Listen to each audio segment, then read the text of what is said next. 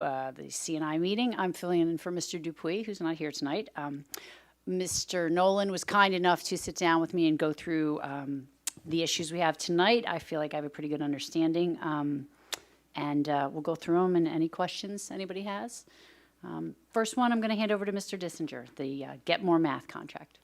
Okay, so I'll keep it very brief. I just kind of jotted down a couple bullet points or items to maybe more to refresh your memory. I don't know if you remember in March, Glenn Lewis, our math department chair, and myself did a presentation on Get More Math, which is an online, really a skills practice program that we implemented last year at Patton Middle School. It was a great opportunity for us. If you remember it, the company, I don't remember their name, I'm sorry about that, but they actually offered us a free full year of complete use of their program. And along with that, Steve, if you can just hit the... Oh, I'm sorry. Yep. Sorry about that. Do I have to repeat everything I just said? Can I just pick up where I left off? Okay. So they were very good to us last year. They gave us full access to the site. They provided one on-site training for free, and that was probably late September, I want to say, last year, maybe early October. And then they did two full-day trainings at the IU with not only our staff, but a handful of other schools in the Chester County area. And they, as I said, they were full-day trainings, and we had the on-site training. We had 100% participation from our math department, grades 6, 7, and 8.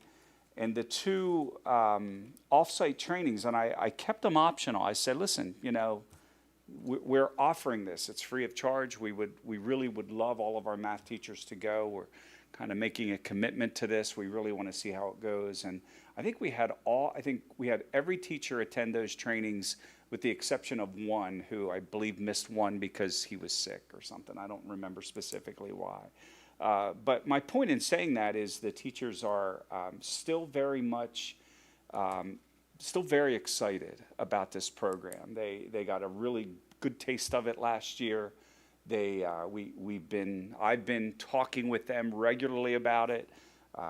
Got in to see quite a bit of it last year in classrooms, and they're still very excited about it. Still very feel very much that it is a beneficial program.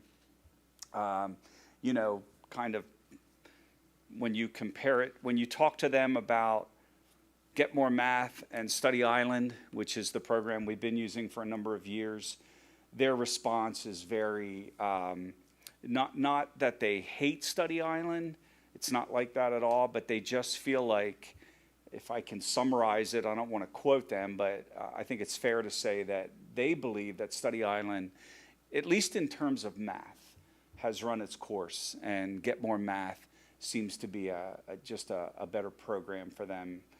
And a couple other things I'll point out, not only the teacher buy-in, but I think the reason that teachers really like it and really buy into it, a couple of reasons, but probably the most important reason is, if you remember, and actually John reminded me of this today in our principals meeting, when Glenn Lewis was here, our math department chair, he used an example of, you know, how Get More Math has a really important spiraling feature to it.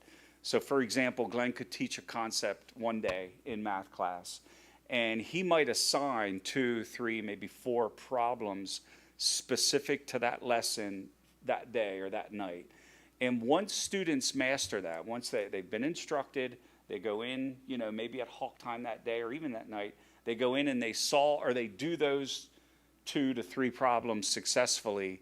What Get More Math does then is it automatically begins to cycle previously learned concepts into that exercise or into that session that they're doing for that particular night. So it does that very efficiently and very consistently. So it's the constant going back to concepts that the kids would have, for example, maybe they learned those concepts in September or October, and they're still visiting them in February and March and April. So that was the piece that we were really looking at, and the teachers are very excited about that piece. They feel very they feel like it worked well, that it was something that benefited their program. The other piece was just the two things, the increase in, I noticed this, and teachers commented on this to me too, about this to me, is there's just been an increase because of this program in teachers conferencing with students, really primarily one-on-one. I saw this across all 3 grade levels. I wouldn't go so far as to say I saw it with every math teacher, but I certainly saw it across all 3 grade levels with many of the math teachers. Just the sitting with a student and going through a problem one-on-one, or providing a little bit of additional support and instruction on a concept. There was that I saw quite a bit of that. And I also, hearing from teachers, I didn't necessarily witness this, and I wouldn't, probably witness it just due to my role, but teachers comment on increases in student collaboration around challenging math concepts. Maybe a concept comes up on Get More Math, something that they learned a month, 2 months ago. They don't remember it. Oh my gosh, I remember we did this, but I can't quite get this, and it's automatically sliding over to the other student with Chromebooks, and they work through it just kind of organically, like not even really planned or scheduled. And a lot of that was happening during hawk time, that period we have at the end of the day. We saw a lot of that, and we actually we kind of built on that about midway through the year, maybe a little sooner. We implemented we called it First 10. We had 2 things that we were trying to accomplish. We were noticing the transition from that very last academic period of the day into hawk time was kind of loose, and we really wanted to tighten that up. Kids were spending too much time in the hallways. They were not using that time wisely, at least not starting. They were requiring an excessive amount of prompts and redirection to get started. So we wanted to address that, and we also wanted to carve out some time for Get More Math. So we implemented a first 10 minutes of hawk time. Students were, I would get on the all call, and I'd say first 10 begins in 1 minute, and students would kind of take that redirection maybe from me and get into their advisories, and for the first 10 minutes it was silent. They were either on Get More Math or they were doing sustained silent reading, just for the first 10 minutes. And that kind of set the tone for hawk time, and I'm rambling here, so I apologize, but then that kind of set the tone for hawk time. And what we found out is that many kids that chose Get More Math during that first 10, after first 10 was over, and they're allowed to go see other teachers or maybe meet with a friend or whatever, many of them just continued and continued to either read silently, do Get More Math. We saw that, and that was encouraging to us. So bottom line is we want to continue. We'd like to purchase the program. Everything we did last year was free. We'd like to purchase it this year, and we feel like we have momentum behind it, and we'd like to continue using it for next year. So. And so you wouldn't be using Study Island for math, right? We would drop Study Island from math. We really do feel that, it would be pointless to have both. Thank you, Mr. Dissinger. Sure. I do very well remember Mr. Lewis's presentation, and while I didn't remember all the details, I do remember being very impressed by what he talked about, and thinking this is a smart software that can kind of grow with the individual student. And you use the term spiraling. I understand what you mean. So they're really making sure as we go they haven't lost something. Right. But also not making them repeat 20 questions when they get it in 3, and it's clear that they understand that concept. So I appreciated that, and I like what you're talking about the collaboration. I think that's a generational thing, maybe. I don't know. It's cool with the Chromebooks.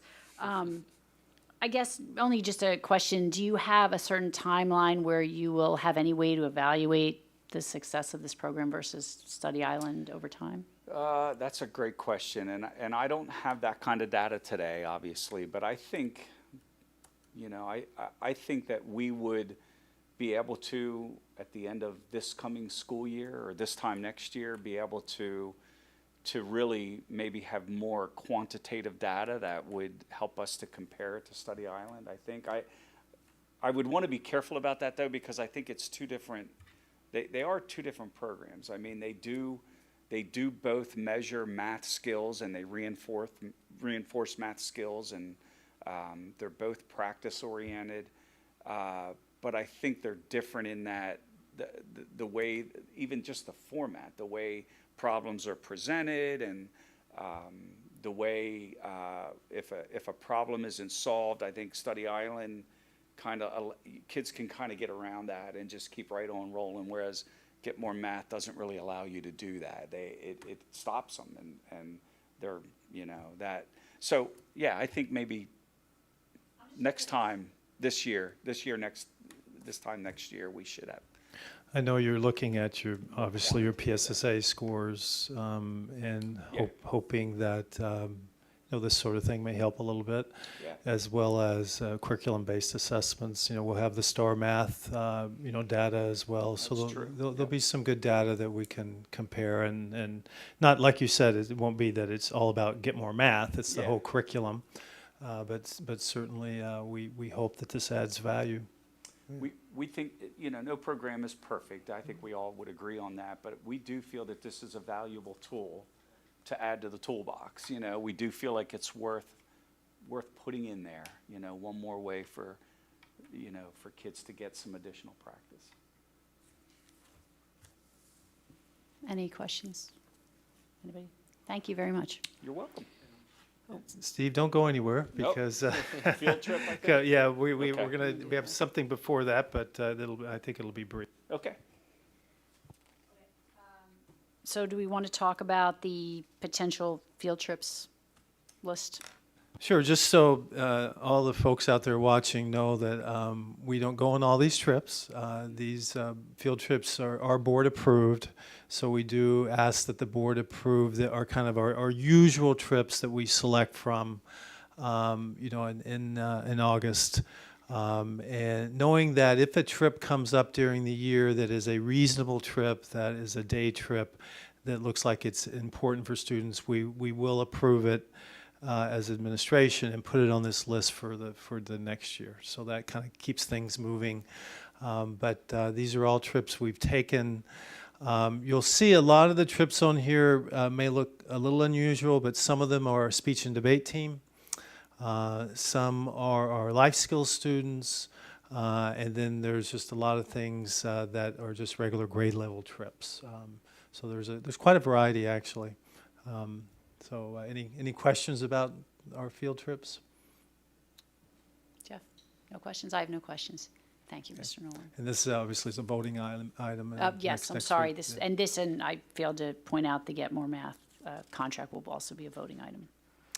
On to New York City overnight field trip? Yes, so I'm going to let Mr. Dissinger jump in on this, but I did want to mention that Leah Masteller, one of our Spanish teachers at the middle school, has put this trip forward. Ms. Masteller is always looking for opportunities to get her students to speak Spanish. She has done trips to Kennett. They've done some different things in Kennett, and now she's really reaching out and looking towards making a voluntary trip over a weekend in March to New York City. So Steve, do you want to tell us a little bit about the trip? Yeah, and Leah wanted to be here. She really did. I spoke to her over the weekend, and she would be able to do this much better justice than me. But she sent me a lot of information, and so we're looking at this trip being Saturday, March 28th through Sunday, March 29th. They would leave around 7 a.m. in the morning on Saturday, and then they return Sunday night late, probably between 7 and 9 p.m. So it really is 2 full days. Certainly there's travel time in there, and then one night. She is going through an educational travel organization. The name is slipping my mind right now. Jump Street.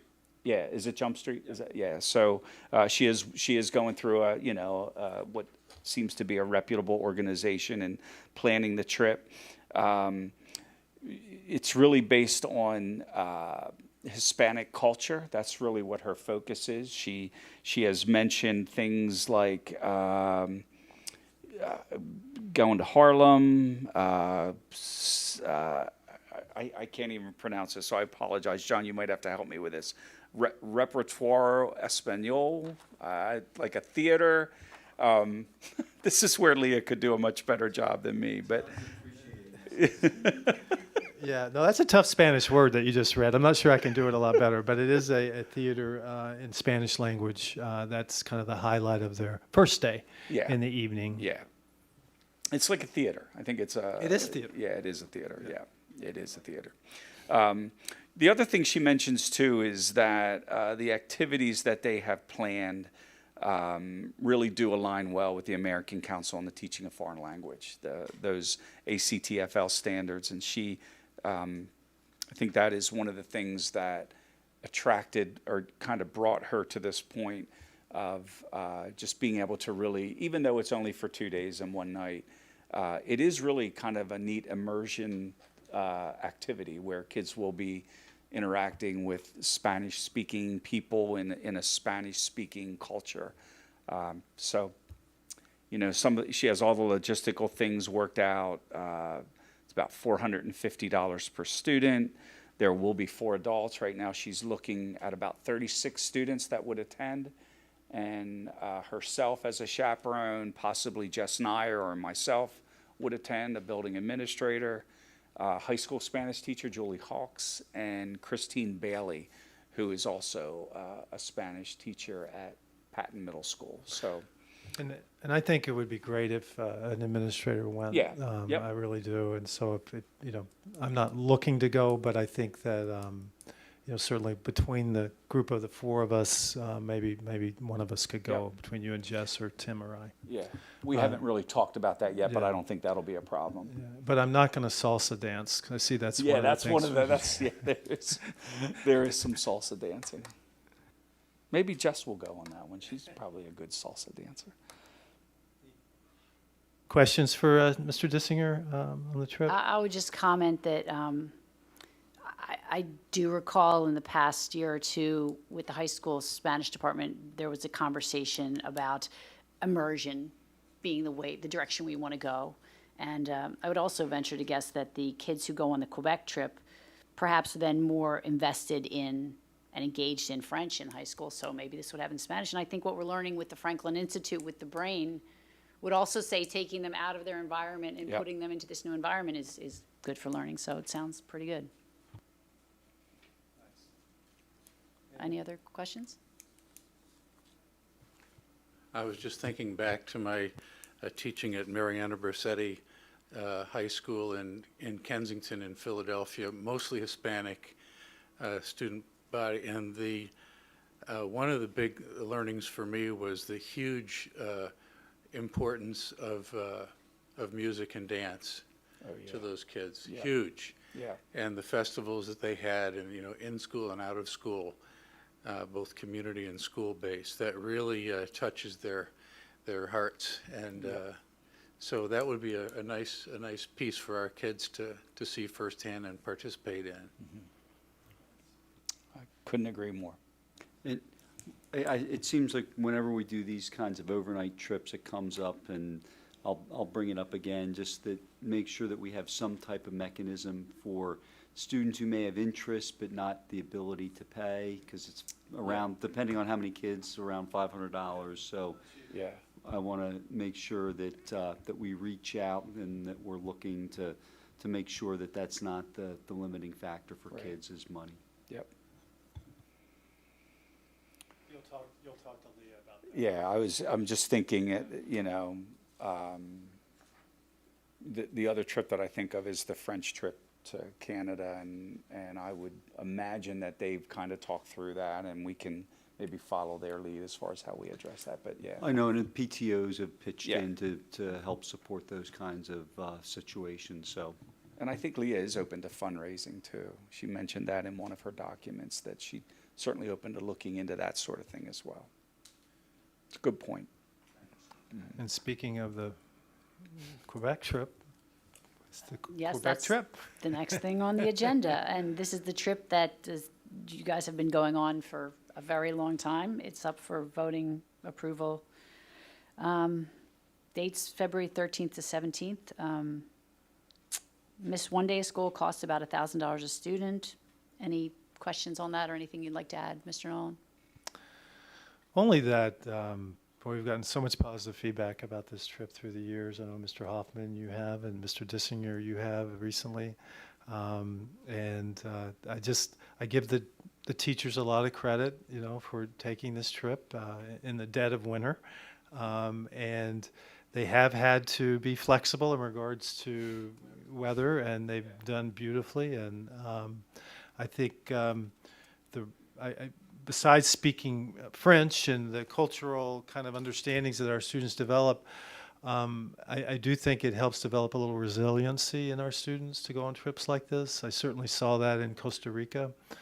There are things that happen that, hopefully nothing bad, but there are things that happen that you can't predict, and you kind of have to problem solve and get through as a team. So I think that, I think this is a great trip. So I will say that I do like I think we like administrators going on this trip too, if that can happen. I know that can be hard, but yeah. Yeah. What do you want to tell us about it, Steve? Anything else? Speaking of weather, last year they did stay an extra night. I don't know if we had John and I think all of us were kind of in contact with one of the winter storms that came through. And I just want to, echo what John said. The teachers involved in that, that could be a nightmare when you're thinking about having 30 plus kids or however many they had, maybe not quite that many. And, you're having to stay an extra night because the roads are closing. And they just really, they handled that exceptionally well. And all of the, requirements that follow that in terms of, reconciling accounts and things like that. They just did a really great job with that. And the kids absolutely loved it. They just really, they really do. They were comfortable. They know that they're with adults that are kind of have control of everything and are equipped to take care of everything, so they feel safe and they learn a lot and they just have a great experience. So it's been a neat trip, I think. But I agree. I think we do need to. Devin went one year, I think. Tim, and I haven't gone, but Maybe this is the year. maybe this is a year. Yeah. Yeah, there is one slight change. The trip used to be in January. It used to be over the Martin Luther King holiday, and as you can see here, the trip is February, but same pattern in that it's the President's Day weekend. Yeah. So still just one day of school. Correct. Yeah. Just Friday, right? Yeah, just one day.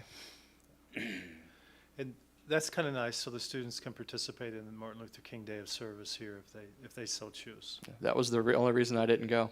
Yeah, So we had activities at the school. Yeah. it's nice. But this coming year, it won't be over Martin Luther Right. King. It'll be President's Day. So, yeah. Very good. If there are no other questions, I think, Mr. Hoffman, you're up next with the curriculum cycle update. Thank you. And thank you, Steve. Really appreciate your help tonight. Nice job. So the curriculum cycle renewal and the update here is always, I've learned this is the second time I've seen a document with the cycle, and the years are always kind of, I don't want to say concerning, but They are kind of it is something that catches your eye, right? 2025. What am I going to do in 2025? But this is our plan, for our curricular plan for the next 6 years. And it basically follows the same pattern as we have in the past. The one change is that we did want to move world language in the cycle. And Brian, if you could scroll down just a little bit and place it in the 2022 or 2023 school year. It previously was 1 year earlier with math and language arts. So it was math, language arts, and world language. That's a pretty meaty year when you look at all three of those programs. In addition to the fact that we've really been working with world language outside of the cycle with their textbooks as they've been coming due. As you know, we just approved the French textbook. They really do like the Wayside resource, and that has been rolling out. We have been helping world language to find that new resource and adapt and change their activities and lessons to be better aligned to the resource.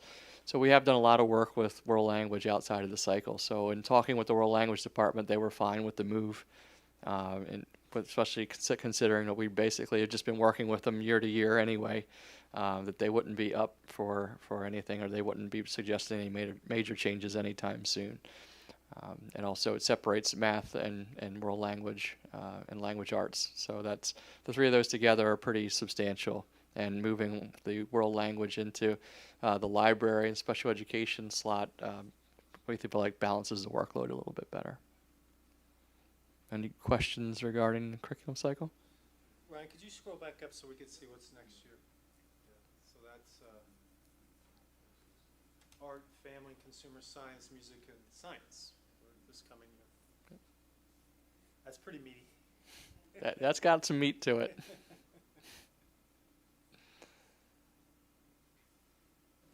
I was just telling Mr. Nolan earlier that I was on the curriculum council long before I was on the board, and I am really a big fan of the way you guys run this. I think it's a great system. Mr.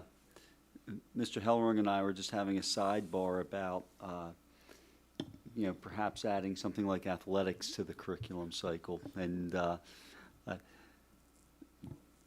that'll be a topic coming up when Mr. Crater comes forward to talk about some of his work with our code of conduct and standards and values. So we may see something similar with athletics. Very good. Any questions? Nope. Okay.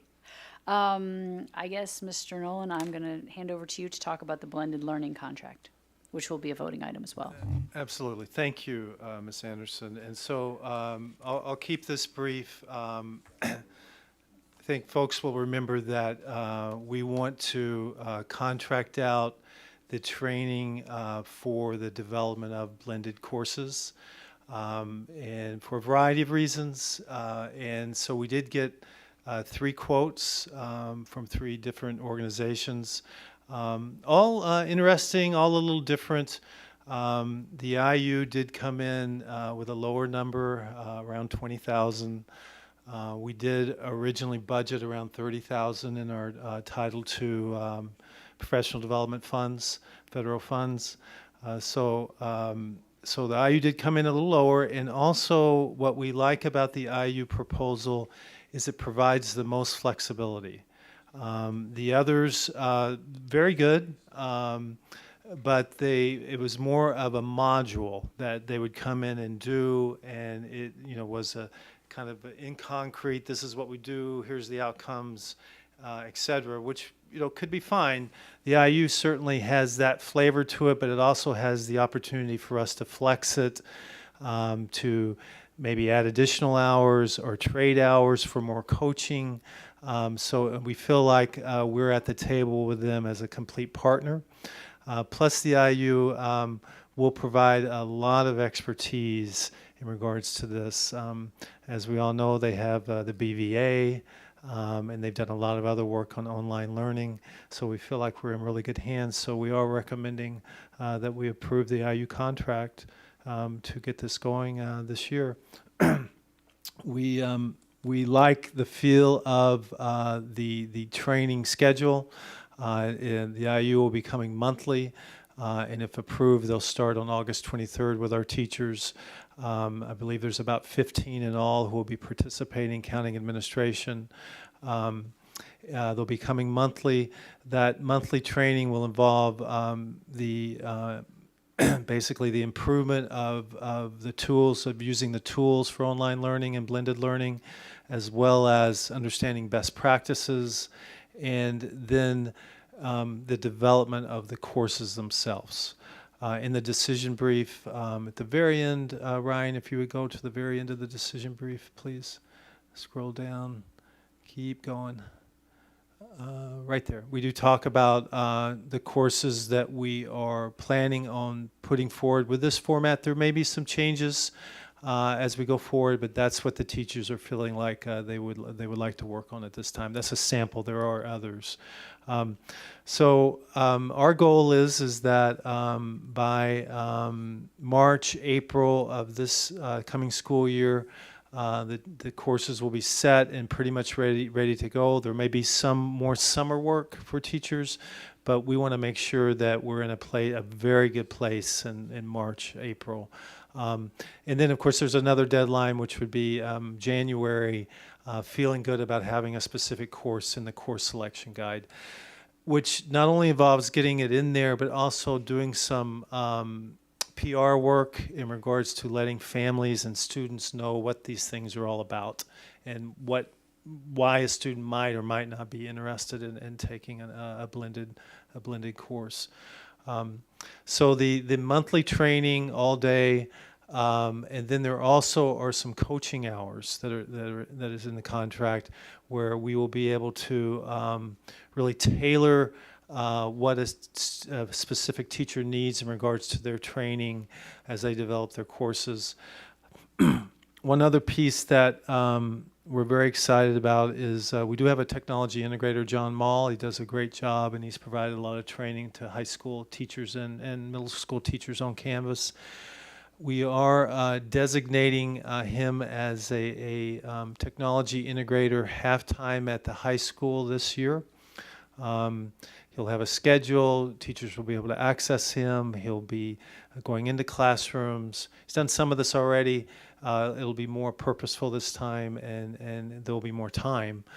So we think with all those together, our teachers involved in this and in other areas of technology integration, we'll have an excellent year. The other thing that the IU is really committed to doing is implementing the train-to-trainer model.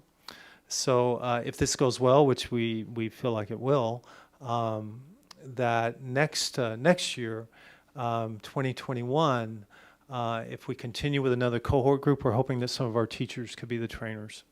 Maybe still partnering with the IU, but certainly that would be our goal. Tim, what did I forget? No, you did a great job. I think the train-the-trainer model is a key part of that rationale, and that when we looked at some neighboring districts, especially Garnet Valley, and their relationship with their online or their blended course provider, it really is an annual thing. So they deliver their training, their modules to the staff that Garnet Valley selects that they give them to, and then it's a new cohort the next year. So it's not necessarily a just give you the training and then let you do it on your own. It's more of we'll continue to accept however many folks you want to send us and continue to train them in our way. So I think from a standpoint of long term, it is nice to go with someone like the IU, so you're not locked in or trying to pivot in a different direction should you not want to continue to send people forward to the company for training. So the price is right. The hours or deliverables are very comparable. In fact, we get more with the IU contract for less. I think that for all those basic reasons and many that John articulated, I think it's a great move. So we're open to questions about the proposal. Who's the IU lead person? The IU lead person is Dr. Demetrius Roberts. Dr. Roberts is involved in STEM education and kind of I think they call it the Innovative Educational Services Office. Dr. O'Neill's ship, yes. So he works under Dr. O'Neill. It's a pretty involved and comprehensive office, and Demetrius has assured us that, including Dr. O'Neill, we'll have the services of everyone, in that office. But the key trainers are Gail Chambers and Ashley Ford, And here I have their resumes. I pass these around. They both have a very impressive resume in regards to technology education and technology training, and specifically on online learning. They definitely have the knowledge, and we've met with them and you know, interviewed them, and feel very confident they can connect well with our teachers and do a nice job. And part of the reason that we feel so positive about that is that we know that we'll be meeting with them regularly, and that we'll have an ongoing dialogue about what's working well, what needs to be tweaked, you know, what can we improve on. We feel like it's going to be a very nice partnership. And Mr. Nolan, would you consider Dr. Roberts the kind of the point person, but a lot of the work's going to be done through the two individuals Yes. that you mentioned? Absolutely, yeah. Yeah, Dr. Roberts will certainly be here at times, but the two those are the two trainers, along with others if they need extra support. I see a lot of strong IT qualifications, but the one thing that kind of jumps out is that one of these individuals is a elementary teacher, and the other I don't think is a teacher at all. Has a BS in instructional design and technology, and has worked in instructional technology for several years. But I hope they'll be able to connect with our teachers. I mean, we're still mainly teaching. The format is different, but Right. the job is teaching. I hope they'll have credibility with neither one of them being a middle school or high school teacher ever. No, I think they will, because they're so knowledgeable about the tools, and they've done so much in regards to the design of online courses. You bring up a great point, and in meeting with them and talking with them, and just the impression that I got is that they are very authentic people. They're you know, they don't have a large ego. They're excited about this opportunity, and they're people that I would feel very comfortable partnering with a project. So it's a good point, but I think they're gonna do a nice job. If there is any kind of gap or need, perhaps they could draw on BVA resources that are right there. Yeah, Those teachers are doing it every day. yeah, it's a great point. And I also, when I discussed it with Mr. Nolan, we talked about the fact that the teachers that you guys are selecting to do it on our end are fully all in on this. So, you know, it's a partnership. It's not just them being told how to do it. We discussed that, where they have to bring 50% to the table as far as the educational side as well, and their courses and their goals, what they want to accomplish, and so forth. Yeah, that's a great point. And these are volunteers. They are very excited. Our teachers are volunteers. There are two for sure, teachers that are on this committee who are going to be doing this, who have taught online courses. Our teachers who have a very extensive background through cyber schools and that sort of thing. There's another couple who've done a lot of flipped classroom strategies already in their classrooms. You know, we have a lot of expertise on our team. As Ms. Anderson and I discussed this afternoon, and as we talked about previously here in this meeting, we didn't feel, though, that we had the ability at this time to do this training with our staff. So we felt like we needed to reach out and get some support with that. But that doesn't mean that we don't bring a lot of knowledge to the table, our team. Could we get a short review on, mainly for the benefit of someone who might be watching now or in the future, of exactly what this blended learning we think is going to look like when it's delivered? what is the student experience? What do they do online? What do they do in person? What is flexible or optional, if anything? Yeah, I'll get started and then I'll have Mr. Hoffman jump in. There's several reasons why we want to offer this and want to explore this and jump into this at least a little bit. One being that with that kind of flipped classroom philosophy, we do feel that for certain students, a lot of learning, basic learning can occur and review without the teacher being there, with the technology tools that we have. Such things as a math teacher can record their lessons, the key parts of their direct instruction, and have that easily available for students to review.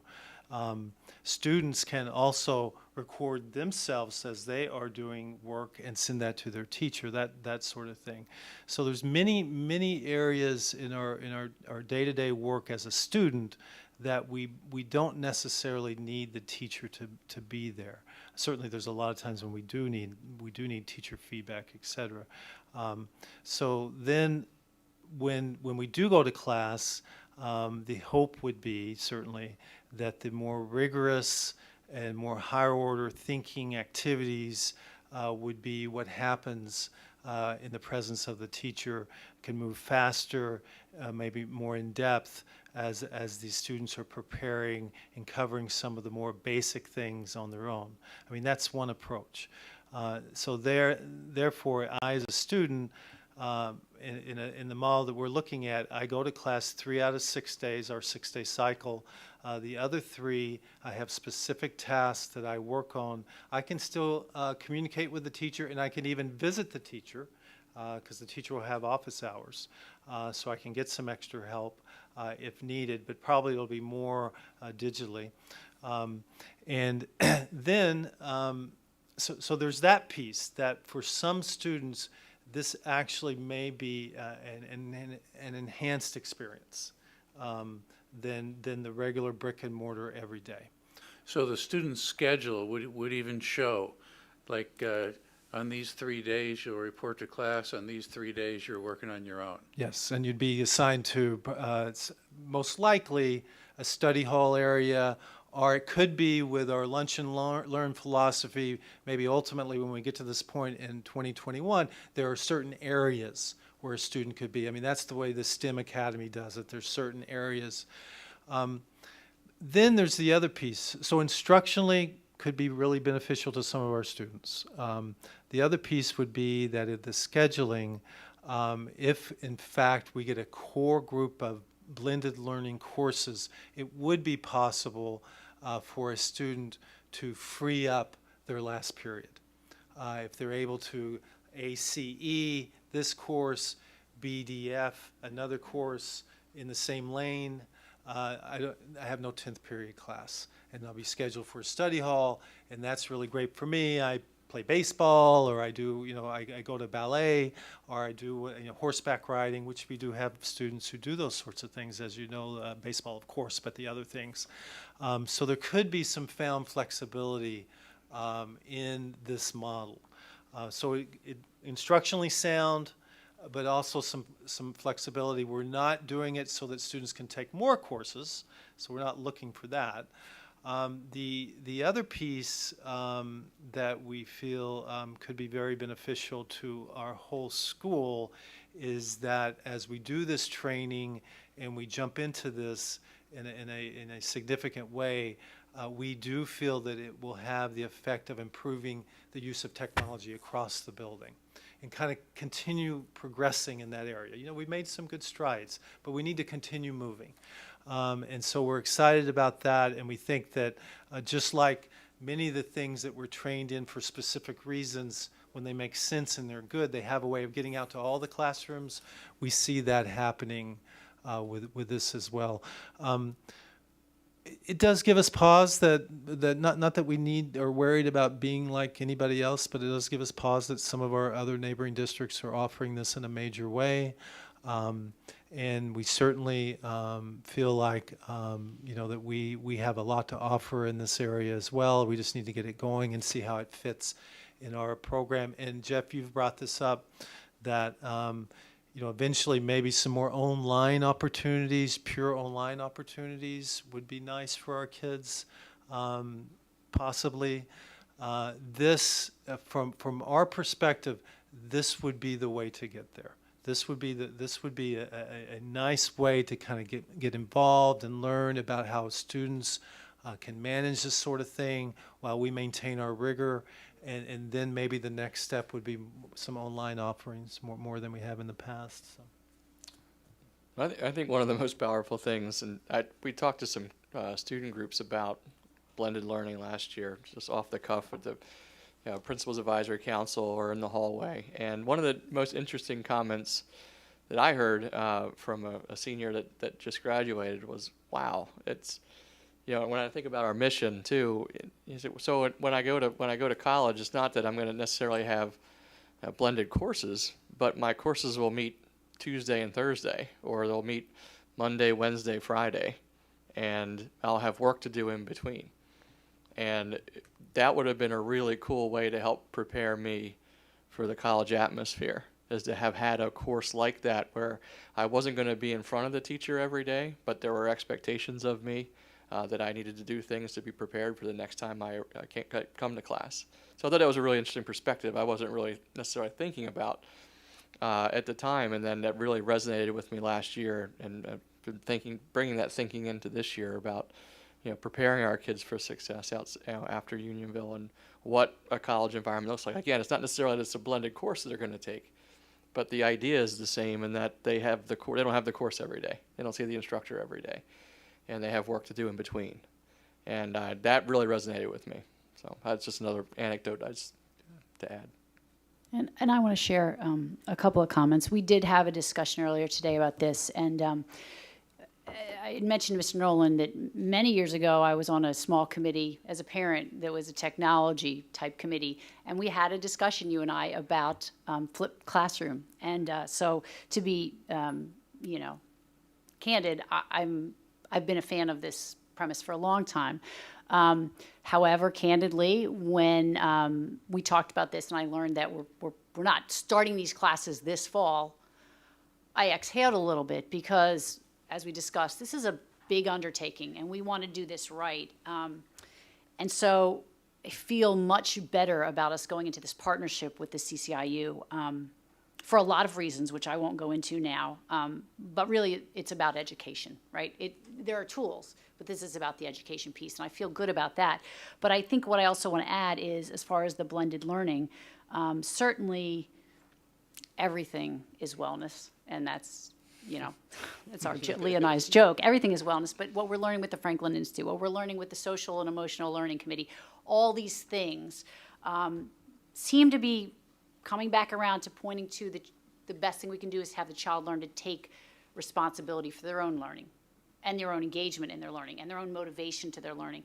And I think that certainly, we discussed this past year when we brought this up, there's an element of maturity that goes with being able to take this class. And not everyone will be able to take this class, and you'll have to figure out how to filter that. But I do think toward the college thing, and just toward even high school and middle school, to be able to move toward having the child, take responsibility for their own learning, having the downtime is the way the brain processes, right? You're fed some information, you step back, you process it, you dive deeper, you go left, you go right, you go up, and then you come back and you have a group discussion. To me, it makes sense on a lot of levels. And so while I'm relieved we're not jumping into this in 2 weeks, Now.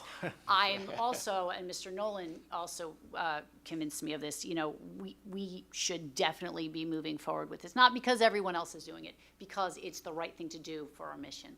So that's just where I fall on this.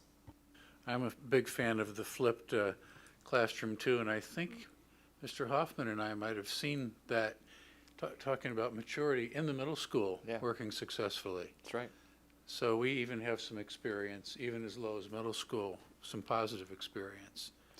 So good to have the teachers that are on board and the extensive professional development is his plan, so it sounds good. Any other? If there are any other, any I don't have any questions? other questions. I guess, Mr. Hoffman, do you have a summer curriculum work summary for us? Yes, we do. It's amazing how many pages you can fill up if you start on summer work, right? Thought we were supposed to be off on the summer, so teachers supposed to be off, but they're working hard. So I want to pay respect to some of the teacher work that has happened over the summer. And I'm not going to go bullet point for bullet point. I'm just going to highlight things here and there.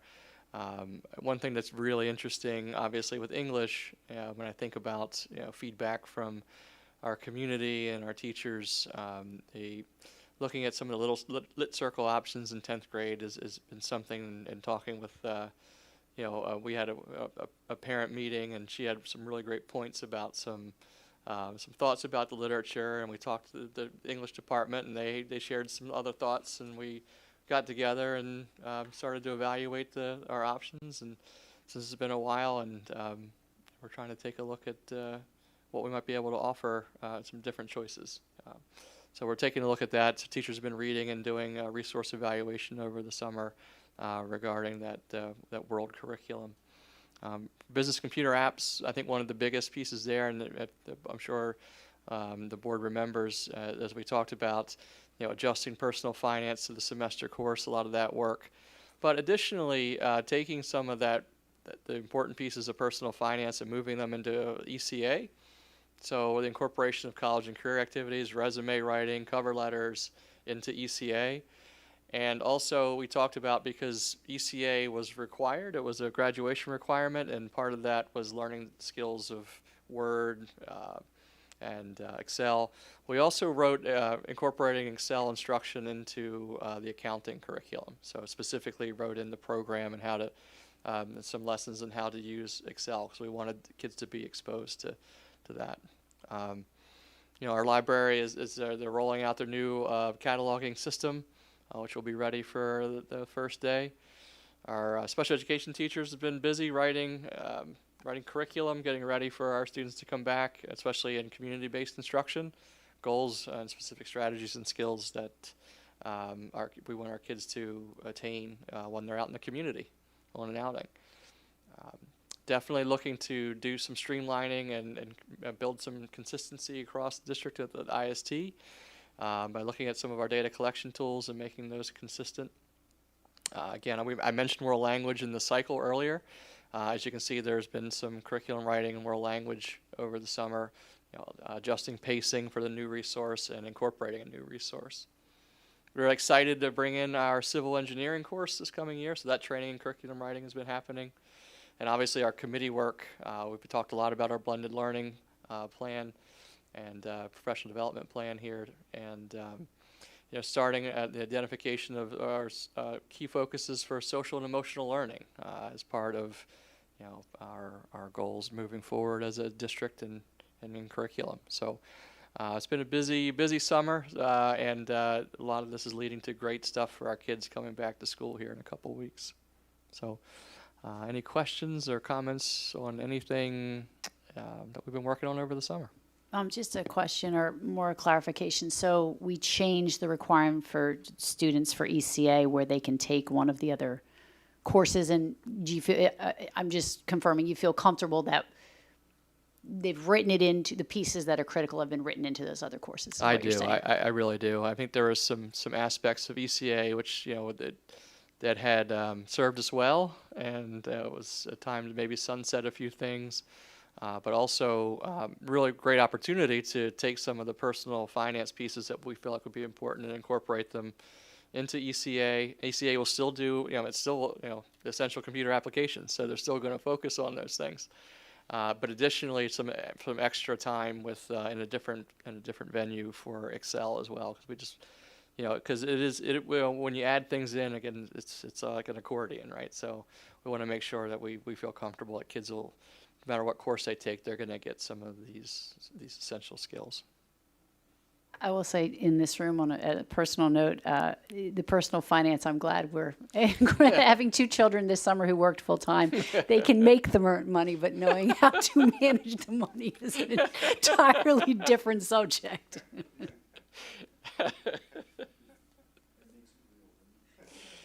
That's funny.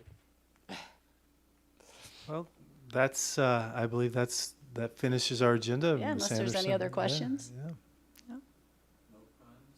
Oh, I'm No sorry. funds, yeah. I'm no good for that, sorry. All right, thank you. Yeah, thank you, Ms. Anderson, for your leadership tonight, and thank you, everyone. Thank you. Yep.